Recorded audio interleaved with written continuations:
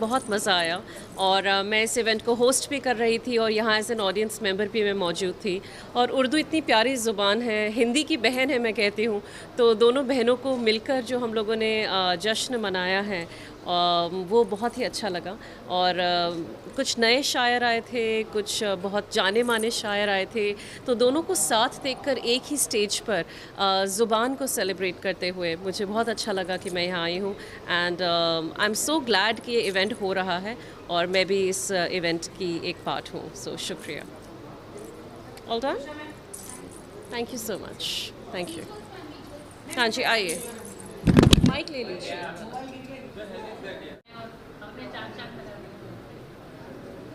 पहले आप अपनी राय दो कि मैं आपको कैसा लग रहा हूँ, तब मैं आपको बताऊंगा कि मैं कैसा लग रहा हूँ। आज उर्दू के इस कार्यक्रम में मेरा मानना है कि इस देश में सारी भाषाओं का एक दिन हो जाए तो बहुत बेहतर हो जाए। उस दिन सारे भारत में उर्दू हो, मराठी हो, बंगाली हो, हिंदी हो, एक दिन अपना दिवस मनाए तो पूरा देश उसमें एक उत्सव की तरह से मनाए तो एक बेहतर बात होगी।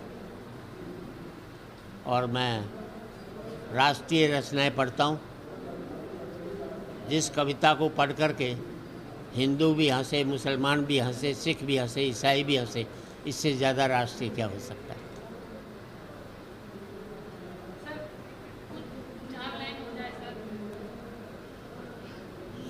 सुनाने के लिए तो आपके पास आपकी घरवाली बहुत है, मेरे से क्यों सुनना चाह रहे हो। और मैं बताऊं आपको, 4 लाइन में तो एक ही बात कहता हूं, आज एक बार कहें, आखिरी बार कहें, क्या पता तुम न रहो, क्या पता हम न रहें। मंदिरों मस्जिद की या किसी इमारत की, माटी तो लगी उसमें भाई मेरे भारत की। लहू था हिंदू का, अल्लाह शर्मिंदा रहा, मरा मुसलमान तो राम कब जिंदा रहा। बिखरे बिखरे हैं सभी, आओ मिलजुल कर रहें, क्या पता तुम न रहो, क्या पता हम न रहें।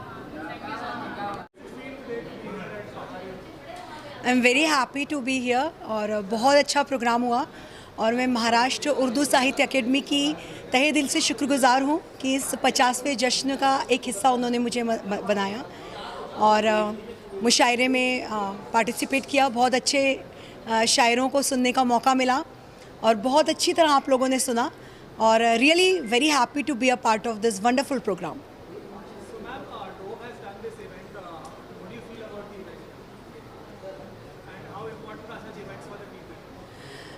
These type of events are actually very important. I am a computer engineering professor in Pune. So we are actually in right now in our education policy also हम कोशिश कर रहे हैं कि जो स्टूडेंट्स हैं उनको एकेडमिक्स के साथ एक्स्ट्रा करिकुलर और करिकुलर के बारे में भी कैसे अवेयर किया जाए। सो जो लिटरेचर है, it is a very big part of it. Literature बहुत ज़्यादा आपको हेल्प करता है डी स्ट्रेस होने में भी। अच्छी किताबें, अच्छी शायरी, अच्छे कोट्स यदि आप पढ़ते हैं तो आपकी अंदर पॉजिटिव थिंकिंग बढ़ती है और हम इसको अपनी सेंट्रल एजुकेशन पॉलिसी में लाने के लिए भी काफ़ी सारे इनिशिएटिव लिए जा रहे हैं। So I think as a educator also, as a शायर ऑल्सो, मैं खुद बहुत लिटरेचर एंथुसियस्ट हूँ। सो मुझे लगता है कि इस तरह के इवेंट्स होते रहने चाहिए and they are very important for the students, for the society overall. Sorry जी, आज मैं यहाँ पे हूँ तो मैं अपनी ही 4 लाइनें बोलती हूँ कि तितलियों का रक्स होगा, कोयलें फिर गाएंगी। तितलियों का रक्स होगा, कोयलें फिर गाएंगी। आज पतझड़ है तो तय है, कल बहारें आएंगी। और आप हैं हमसे मुखातिब, हम मुखातिब आपसे। आप हैं हमसे मुखातिब, हम मुखातिब आपसे। इससे बढ़कर अब दुआएं रंग भी क्या लाएंगी। बहुत शुक्रिया, बहुत शुक्रिया। जहाँ भी उर्दू के नाम पर इतने लोग इकट्ठा होते हैं और हमारी टूटी फूटी चीज़ों को अप्रिशिएट करते हैं तो अच्छा लगता है। किसी भी आर्टिस्ट को, किसी भी ज़बान को इतना अप्रिसिएशन मिलता है तो बिलाशुबा अच्छा लगता है। हमें भी बहुत अच्छा लगा।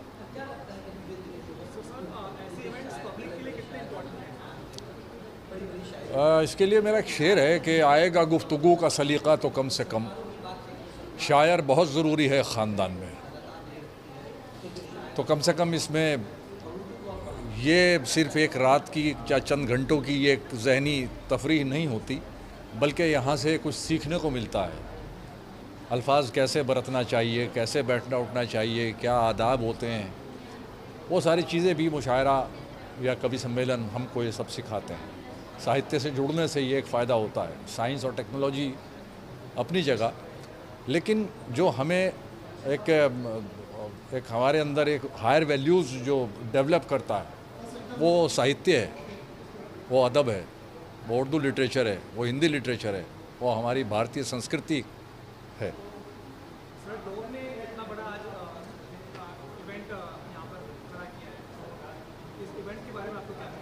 इवेंट बहुत उम्दा था, लेकिन कुछ कमियां कहीं ना कहीं ज़रूर होती हैं। बाकी बहुत अच्छा लगा, बहुत अच्छा इंतज़ाम था। थोड़ा सा साउंड मुझे ज़रा ठीक नहीं लगी, बाकी सब बहुत अच्छा था, बहुत ग्रेट, नाइस।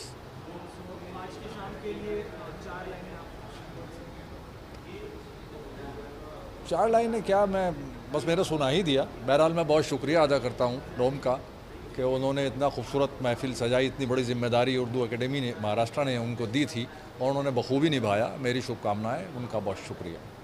Thank you.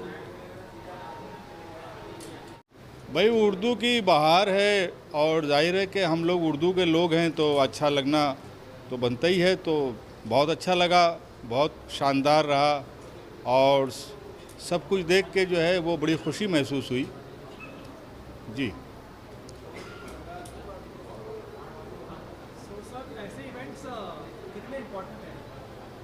देखिए, इस तरह के इवेंट की बड़ी ज़रूरत है। दुनिया जिस तरह से तब्दील हो रही है तो हमको इसी तरह के इवेंट की तरफ जाना है जिसमें हम कल्चर को पूरी तरह रिप्रेजेंट कर सकें। ये बुनियादी मकसद हमारा होना चाहिए कि हम न सिर्फ ये कि ज़बान को, बल्कि ज़बान के साथ उसके पूरे कल्चर को हम प्रेजेंट करें। तो ये इवेंट इस हिसाब से मुझे बहुत अच्छा लगा कि इसमें सिर्फ उर्दू भाषा या उर्दू ज़बान को ही नहीं पेश किया जा रहा है, बल्कि उर्दू कल्चर को पूरी तरह पेश किया जा रहा है।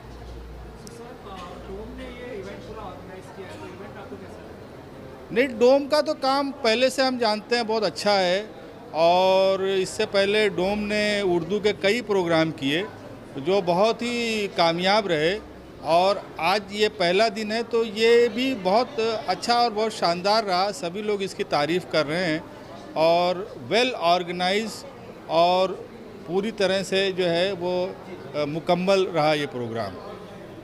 आज की शाम के लिए आपके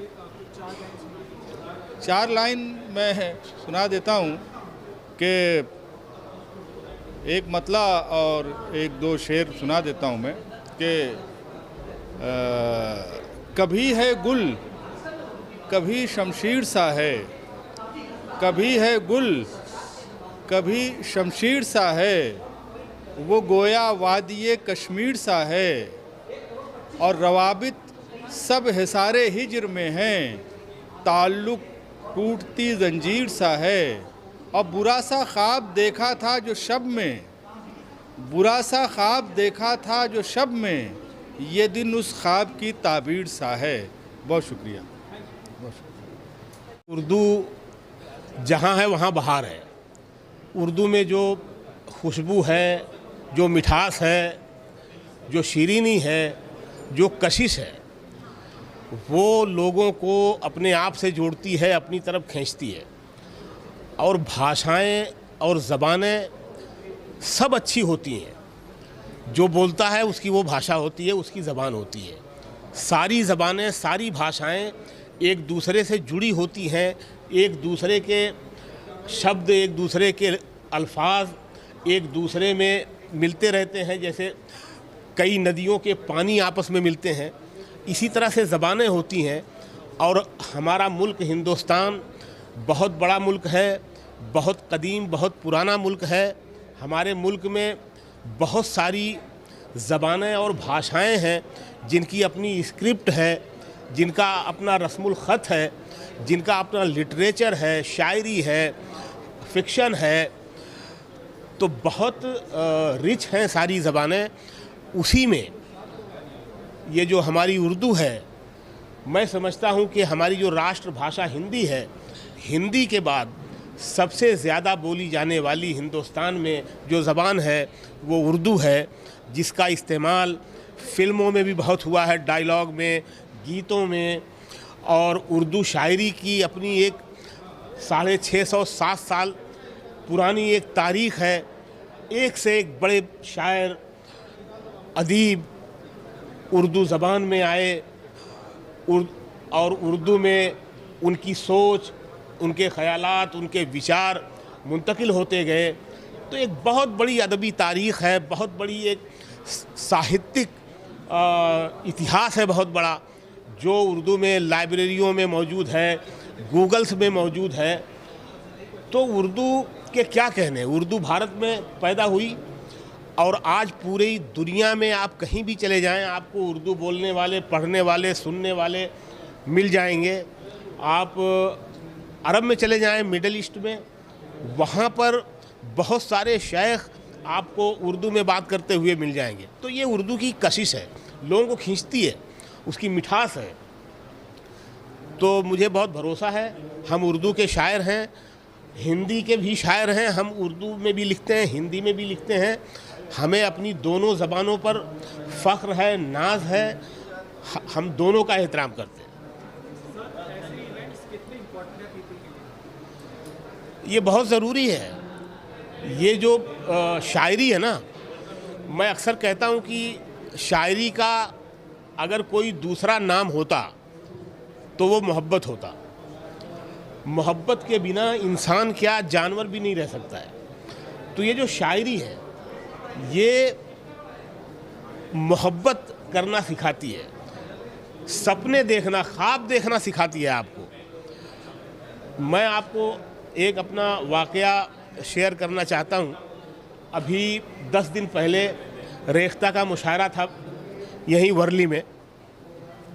एक नौजवान लड़की अपनी माँ के साथ भागती हुई मेरे पास आई और वो कहती है, सर मैं बहुत डार्क में थी, मेरी ज़िंदगी में बहुत उथल पुथल चल रही थी, मैं ख़ुदकुशी करने पर आमादा हो गई थी, लेकिन वहाँ से मुझे आपकी एक गज़ल ने निकाला। तो मैं मतलब लाजवाब हो गया और मैंने पूछा उससे कि वो गज़ल कौन सी है। तो उसने उस गज़ल के शेर सुनाए और उस गज़ल के 2-4 शेर मैं आपको भी सुनाता हूँ। खुद को इतना भी मत बचाया कर, बारिशें हों तो भीग जाया कर, दर्द हीरा है, दर्द मोती है, दर्द आँखों से मत बहाया कर, काम ले कुछ हसीन होठों से, बातों बातों में मुस्कुराया कर।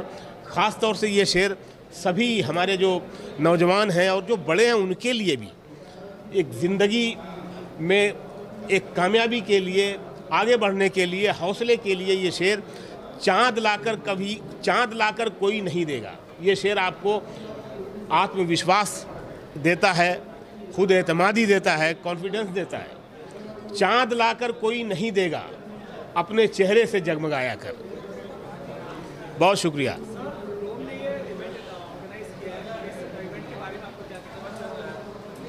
ये इवेंट तो बहुत ही शानदार है भाई, और ये 3 रोज़ा सह रोज़ा 3 दिन का ये प्रोग्राम है। इसमें कहानी पे बात हो रही है, शायरी पे बात हो रही है, फ़िल्म पे बात हो रही है। जावेद अख्तर साहब तशरीफ़ लाए हैं, रूमी जाफ़री साहब तशरीफ़ लाए हैं, और भी कई एक्टर वगैरह भी इसमें, बहुत सारे सिंगर इसमें ले रहे हैं, हिस्सा ले रहे हैं। तो ये तो बहुत ही बेहतरीन हो रहा है। जैसे रेख्ता के और दूसरे प्लेटफॉर्म के जो प्रोग्राम होते हैं, सेमिनार है, शायरी है, सिंगिंग है, तो वो सारा यहाँ पर भी हो रहा है। और मुझे खुशी हो रही है कि हमारे मुंबई में इस तरह के प्रोग्राम हो रहे हैं और उर्दू प्लेटफॉर्म से हो रहे हैं, उर्दू महाराष्ट्र उर्दू अकेडमी की तरफ से हो रहे हैं। और जिन लोगों ने भी किया है, महाराष्ट्र उर्दू अकेडमी के मेंबरान और हमारी महाराष्ट्र हुकूमत सरकार हमारी, और जिन लोगों ने ये जो इवेंट वाले हैं जिन्होंने एकेडमी के साथ ये कोलैबोरेशन किया है, वो मैं उन सब को मुबारकबाद देता हूं और उनका शुक्रिया अदा करता हूं कि उन्होंने इतना बेहतरीन प्रोग्राम किया। और ये 3 दिन से यहाँ पर लोग 3 दिन तक महजूज होंगे, एंजॉय करेंगे। और मेरी गुजारिश है कि सब लोग आएँ और शायरी से लुत्फ़अंदोज़ हों, फिल्मों से, कहानियों से, गायकी से। बहुत ही मज़े का प्रोग्राम है। शुक्रिया। बहुत ही शानदार जश्न का इनेकाद महाराष्ट्र राज्य उर्दू साहित्य अकेडमी ने किया। बहुत ही खूबसूरत तकरीब है ये। हिंदुस्तान भर से अच्छे अच्छे फ़नकारों को, बड़े बड़े फ़नकारों को इसमें मदऊ किया गया। इस मुशायरे में मुझे भी मदऊ किया गया। हम डोम के और साहित्य एकेडमी के, उर्दू साहित्य एकेडमी के शुक्रगुज़ार हैं कि इतने शानदार, इतने तारीख़ी और 50 साला जश्न में हम सबको मदऊ किया और आप लोगों से मुलाकात का मौका फराहम किया। जी, बहुत अच्छा सवाल है। इस तरह के इवेंट्स के लिए मैं एक शेयर के ज़रिए बात कहना चाहता हूँ। ये जो इवेंट्स होते हैं ये हमें बूस्ट करते हैं, हमें एनर्जी देते हैं, हमें और अच्छे तरीक़े से अपना काम अंजाम देने की तरफ बढ़ाते हैं। एक शेर के ज़रिए मैं बात कहना चाहता हूँ कि कहने दो अगर कोई कहे रात बड़ी है। इस तरह के इवेंट्स जो हमें तालीम देते हैं इस शेर के माध्यम से कि कहने दो अगर कोई कहे रात बड़ी है, मंजिल की तलब दिल में है ये बात बड़ी है। तो इस तरह के जो इवेंट्स होते हैं हमें बूस्ट करते हैं साहित्य की तरफ।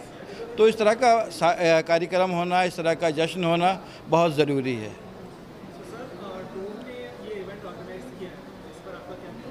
मैं डोम का शुक्रगुज़ार भी हूँ और मुबारकबाद भी पेश करता हूँ मज़हर नाडियाडवाला साहब को और उनकी पूरी टीम को।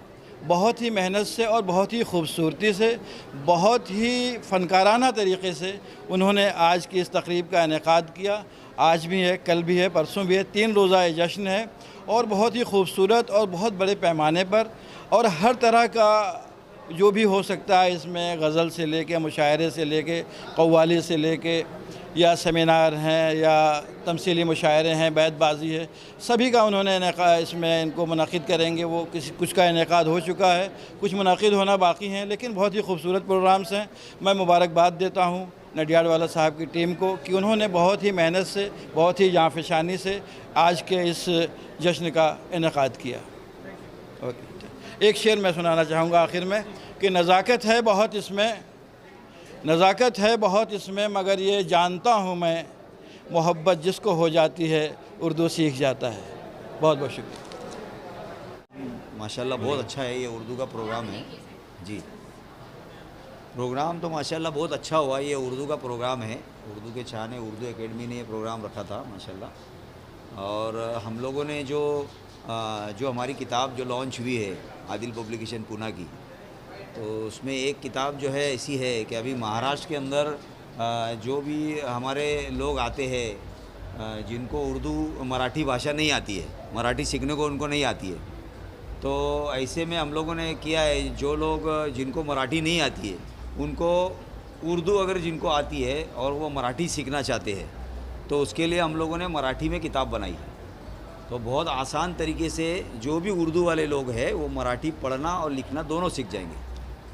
तो किताब मैंने खुद लिखी है, आदिल पब्लिकेशन मेरा खुद का फॉर्म है। हम लोगों ने वो किताब यहाँ पर शाये की है, यहाँ पर मिनिस्टर साहब के हाथों उसका इजरा हुआ है वो किताब का।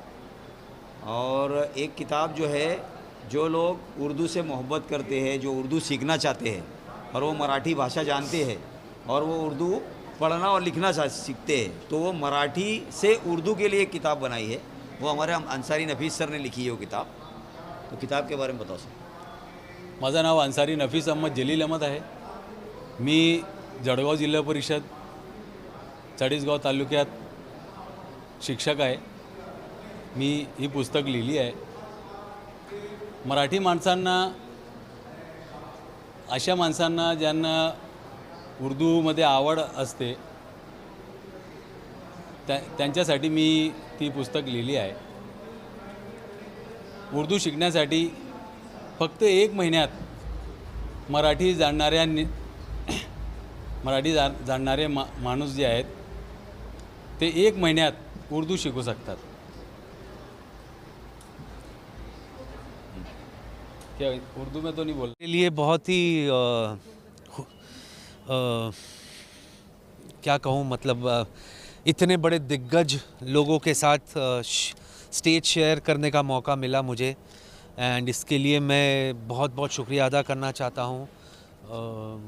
सबसे पहले तो महाराष्ट्र गवर्नमेंट का, फिर उर्दू साहित्य अकेडमी का और सिने युग का, एंड मेरे साथ जिनके साथ मैं मंच शेयर कर रहा हूँ as an anchor, as an host, Shekhar Suman साहब का. There's so much to learn from him, you know. आज भी जो एनर्जी उनमें है, जो कमांड उनमें है, काश उनसे मैं कुछ लूट के ले जा सकता आज. And it's always an honour, and मज़ा आता है यहाँ डोम में शूट करने के लिए, इवेंट करने के लिए, शो करने के लिए. सो फर्स्ट क्लास, मज़ेदार. बहुत ज़रूरी है सर, बहुत बहुत बहुत ख़ास ज़रूरी है. अवेयरनेस है लोगों को. एंड 50 साल उर्दू साहित्य एकेडमी के पूरे हुए, इसीलिए ये इवेंट रखा गया है, और इसके लिए बहुत बहुत thank you to the Maharashtra government. And ऐसे मुझे लगता है कि जितने भी हमारे लैंग्वेजेस है उन सब के होते रहने चाहिए.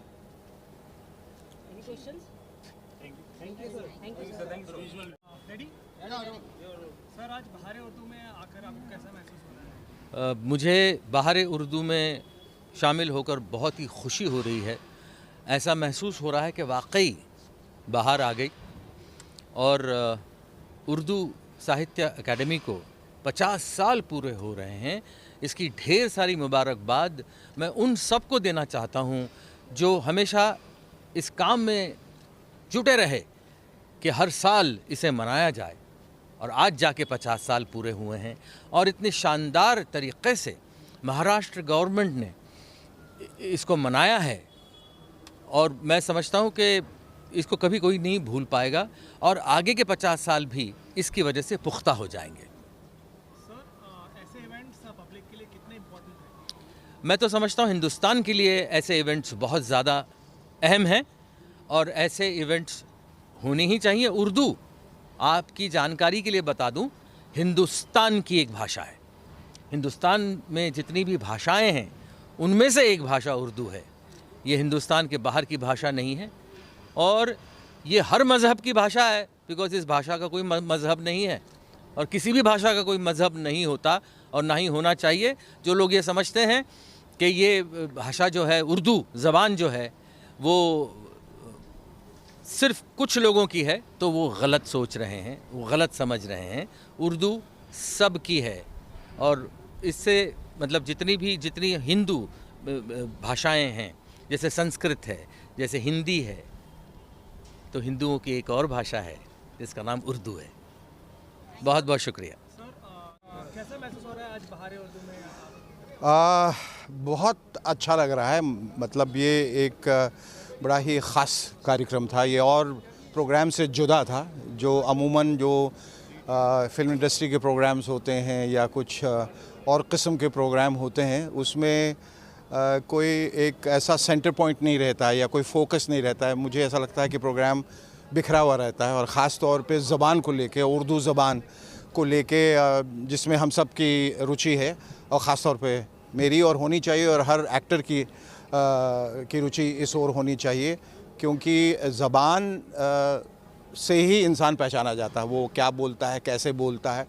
और पुरानी जो फ़िल्में थी उनमें आपने देखा होगा, मुग़ल-ए-आज़म से लेके पाकीज़ा तक का जो सफ़र है, और बीच में बहुत सारी ऐसी तमाम फ़िल्में आई, जैसे जहाँ आरा और ताजमहल वगैरह वगैरह फ़िल्म, मेरे महबूब, इसमें उर्दू का बहुत दखल था. गानों में भी जो मैं बता रहा था कि छोटे छोटे शब्द भी या लफ्ज़ भी इस्तेमाल किए जाते थे कि वो महबूबा तेरे दिल के पास ही है मेरी मंजिल मकसूद. वो कौन सी मंजिल है जहाँ तू नहीं मौजूद, या मैं ज़िंदगी का साथ निभाता चला गया, हर फ़िक्र को धुएं में उड़ाता चला गया, बर्बादियों का सोग कहते हैं दुख को, बर्बादियों का सोग मनाना फजूल था, बर्बादियों का जश्न मनाता चला गया। तो ये एक जश्न का ही माहौल था, where we were celebrating Urdu. और मैं एक जगह ये कह रहा था कि जो बड़े धूमधाम से उर्दू की बारात निकली थी कि ऐसा क्या हुआ बीच में कि उसका जनाजा निकल गया। वो इसलिए कि हमने पहल करनी छोड़ दी, कहीं ना कहीं हमने वहाँ से उर्दू की तरफ से मुंह मोड़ लिया, रुख अलग कर लिया। बल्कि उर्दू छोड़िए, हिंदी लड़खड़ा रही है, हिंदी मायूस है, कहीं कोने में सिमटी हुई है, क्योंकि अब हिंदी का भी इस्तेमाल जो हो रहा है ख़ास तौर पर हमारी हिंदी फ़िल्मों में, वो बड़ा गलत हो रहा है। और ठीक है, भाषा को पनपना चाहिए, भाषा एक अलग रूप लेकर आती है, हमेशा इवॉल्व करना चाहिए, लेकिन उसमें एक सहजता होनी चाहिए और उसमें अश्लीलता कम होनी चाहिए। यानी कि शब्दों का चयन जो है वो बहुत मायने रखता है, और उर्दू में वो ख़ासियत है, वो उसकी लफाजी में, उसकी शायरी में, उसकी गज़लों में, उसकी रुबाई में, उसकी नज़मों में वो एक नफासत है और नज़ाकत है जो बड़ी खूबसूरत है, जो अफसोस कि इस पूरे जनरेशन ने उसे खो दिया है। लेकिन कहीं ना कहीं ऐसा महसूस हो रहा है, and thanks to social media और यूट्यूब की, वो भाषा कहीं ना कहीं ज़िंदा है। लोग अभी भी मुग़ल आज़म वग़ैरह फ़िल्म देखने की कोशिश कर रहे हैं, उस भाषा को समझने की कोशिश कर रहे हैं। तो ये एक पहल बहुत खूबसूरत है, 50th year of Urdu academy और बहार उर्दू जो इसमें इतने लोगों ने शुमार किया और इसको बढ़ावा दिया और इसको आगे बढ़ाने की जो योजनाएं बन रही हैं वो काबिल तारीफ़ है। जी, I think we need to be extremely proud of this auditorium. I think ये हिंदुस्तान में वाहिद एक ऐसी जगह है जहाँ इतना खूबसूरत डोम जो है वो है, जिसका अकूस्टिक्स बहुत अच्छा है, जिसकी सीटिंग कैपेसिटी कमाल की है, जहाँ बड़े बड़े जश्न जो हैं वो किए जा सकते हैं, बड़े अवार्ड फंक्शन किए जा सकते हैं, या कोई सम्मेलन हो या कोई पॉलिटिकल कोई कॉन्फ्रेंस हो, वो सब यहाँ किया जा सकता है। तो हमें इसको बढ़ावा देना है, हमें इसको पेट्रोनाइज़ करना है। और मैं तो कई बार यहाँ आ चुका हूँ और कई फिल्म अवार्ड्स के मुताल्लिक़ भी यहाँ पर आया हूँ। हमेशा बड़ा अच्छा लगता है और गर्व महसूस होता है कि हम जिस शहर में हैं और वहाँ इतने खूबसूरत ऑडिटोरियम्स हैं। ऑन द डोम, बहार उर्दू के बारे में तो मैं इतनी देर से, हाँ, आपकी रुचि है, तो मैं बस सिर्फ आपको ये कह रहा हूँ कि मैंने यहाँ भी वो नज़्म सुनाई और शुरुआती में मतलब सुबह जो है ताजमहल जो साहिर साहब ने लिखा था। और साहिर साहब एक ऐसे जिनका बड़ा असर रहा हिंदी फ़िल्मों में, उन्होंने हिंदी फ़िल्मों की ज़बान जो है वो बदल दी और कई जगह वो और बड़े खूबसूरत गीत और गाने जो उन्होंने लिखे, अभी न जाओ छोड़ के कि दिल अभी भरा नहीं, वहाँ उन्होंने लिखा मरे रे तो काहे न धीर धरे। वहीं उन्होंने एक शायर ने ये लिखा कि एक शहंशाह ने बनवा के हंसी ताजमहल सारी दुनिया को मोहब्बत की निशानी दी है। वहीं साहिर साहब ने बिल्कुल इसके विपरीत, इसका उल्टा लिखा और उन्होंने कहा कि ताजमहल जो है वो जो मोहब्बत की निशानी मानी जाती है वो दरअसल एक एक्सप्लॉयटेशन की इमारत है। जिसके पास पैसा था, रसूख था, उसने दिखा दिया कि हम कैसे मोहब्बत करते हैं। तो क्या जो गरीब हैं, जो मुफलिस हैं, वो मोहब्बत नहीं करते, लेकिन वो बताएं कैसे और जताएं कैसे और दिखाएं कैसे, क्योंकि उनके पास पैसा नहीं है, दौलत नहीं है। तो उन्होंने अपनी महबूबा को कहा कि ताज तेरे लिए एक मज़हरे उल्फत ही सही, तुझको इस वादी रंगीन से अक़ीदत ही सही। मेरी महबूब कहीं और मिला कर मुझसे कि बज़्म शाही में गरीबों का गुज़र क्या माने। सब्त जिस राह में हो सतवत शाही के निशान, उस पे उल्फत भरी रूहों का सफ़र क्या माने।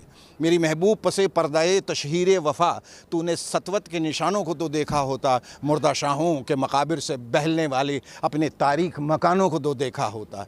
अनगिनत लोगों ने दुनिया में मोहब्बत की है, कौन कहता है कि सादिक न थे जज्बे उनके, लेकिन उनके लिए तशहीर का सामान नहीं, क्योंकि वो लोग भी अपनी ही तरह मुफलिस थे। ये इमारातों मकाबिर, ये फसीले, ये हिसार मुतलकुल हुक्म शहनशाहों की अज़मत के सुतों, दामने दहर पर उस रंग की गुलकारी है जिसमें शामिल है तेरे और मेरे अजदाद का खून। मेरे महबूब उन्हें भी तो मोहब्बत होगी जिनकी सन्नाई ने बख्शी है इसे शक्ल जमील। उनके प्यारों के मकाबिर रहे बेनामो नमूद, आज तक उन पर जलाई न किसी ने कंदील। ये चमनज़ार, ये जमुना का किनारा, ये महल मुनक्कश दरो दीवार, ये महराब, ये ताक, एक शहनशाह ने दौलत का सहारा लेकर हम गरीबों की मोहब्बत का उड़ाया है मजाक। मेरी महबूब कहीं और मिला कर मुझसे होंगे, पर सुनने में बहुत खूबसूरत लगता है। और अगर आप बहुत ध्यान से सुने तो आपको मतलब भी समझ में आ जाएगा कि अनगिनत लोगों ने दुनिया में मोहब्बत की है। कौन कहता है कि सादिक न थे, जेन्युइन नहीं थे, ट्रू नहीं। कौन कहता है कि सादिक न थे जज्बे उनके, लेकिन उनके लिए तशहीर का, पब्लिसिटी का, आजकल जो वायरल हो रही हैं रील्स, उनके लिए पैसे खर्च किए जाते हैं। बताया जाता है कि देखिए हम कितना प्यार करते हैं, इजहार मोहब्बत, इजहार प्यार होता है पैसे दे के। हर चीज़ पैसे से आजकल तोली जाती है, लेकिन उनके लिए तशहीर का सामान नहीं, क्योंकि वो लोग भी अपनी ही तरह मुफलिस थे, क्योंकि वो लोग भी अपनी तरह गरीब थे। तो ये जिन्होंने बनाए इमारतों, मकाबिर या फसीले या हिसार, मुतलकुल हुक्म, शहनशाहों की अज़मत के सुतूं, दामने दहर पर उस रंग की गुलकारी है जिसमें शामिल है तेरे और मेरे अजदा। हमारे पुरखों का खून इसमें शामिल है, लेकिन आज तक उनके मकबरे पे या उनके जहाँ वो दफन हुए हैं वहाँ किसी ने एक कंदील, एक कैंडल भी नहीं जलाया। और वो शहनशाह जो जाने कितनी शादियां कर चुके थे, कितनी औलादें थीं, वो मुमताज़ महल के लिए उन्होंने एक महल बना दिया तो लोग आज भी वाह वाह कर रहे हैं। लेकिन इसके पीछे हमारे और आप जैसे लोगों के पुरखों का खून शामिल है जिन्होंने इस इमारत को एक पहचान दिलवाई। जी।